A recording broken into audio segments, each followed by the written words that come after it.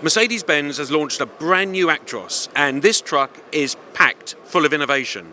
In fact, what's more, it's got 4 world firsts. And here to tell us a little bit about all 4 is Mercedes-Benz Truck UK MD, Mike Bell. So, first things first, mirrors, where are they? MIRRORCAM has replaced the 2 side mirrors. The reason for that is safety. You lose the blind spot, which is obviously a feature of having big external mirrors, but also there's a massive fuel efficiency saving because of the aerodynamics, so 1.3%. And that's standard in the UK, is it? It's standard in the UK, and it's a world first.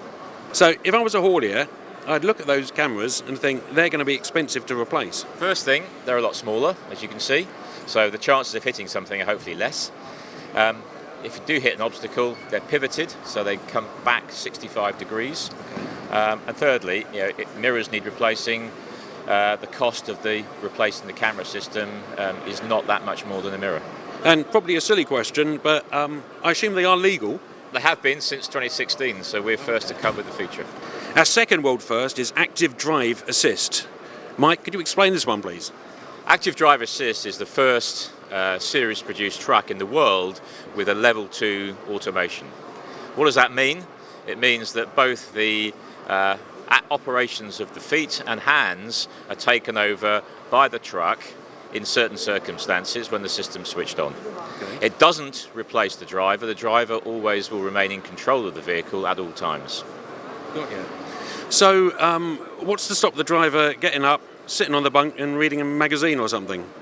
The system has some fail-safes built in, so if the hands are removed from the wheel for more than 15 seconds, an audible warning will start.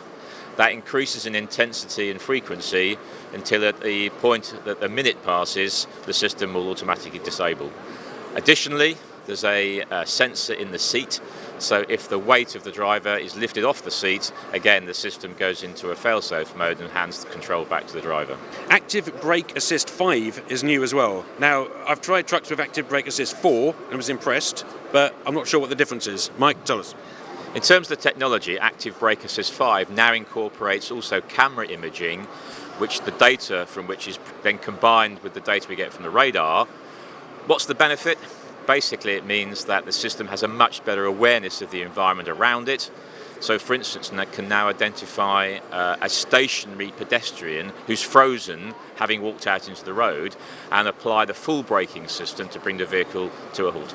So, if I'm using my phone, stuck in the middle of the street, suddenly see a truck bearing down on me and freeze, that's where... Yeah, I mean, it's a major contribution to not just the safety of the vehicle on the open road, but obviously in the cities as well, which is highly important to us. Our fourth world first is a multimedia cockpit, which looks amazing. But I think we need Mike to show us how it works. Ready? Sure, let's go have a look. So, multimedia cockpit, primary functionality is on 2 screens, one in front of the driver, one slightly to the right. Obviously on a right-hand drive track it's the other way around. The primary screen operated by the touchpad on the left, the secondary screen by the touchpad on the right. All the normal dash information is in front of the driver, including the assistance system's indications. On the secondary screen is all of the information regarding the vehicle's operation, including lighting, navigation and the App Store. For instance, on the lighting system, intuitive operation, interior and exterior lights operated by slide controls. So a real level of detail and depth of control here, unheard of before. Well, I'm certainly impressed. And what's more, other than Active Drive Assist, all of that comes as standard in the UK. So Mike, if I want to buy one, when will I get it? We're releasing the UK pricing the 1st of November this year. Start of production will be 1st of April 2019. On the road soon afterwards. Fantastic, thank you. Thanks, Will.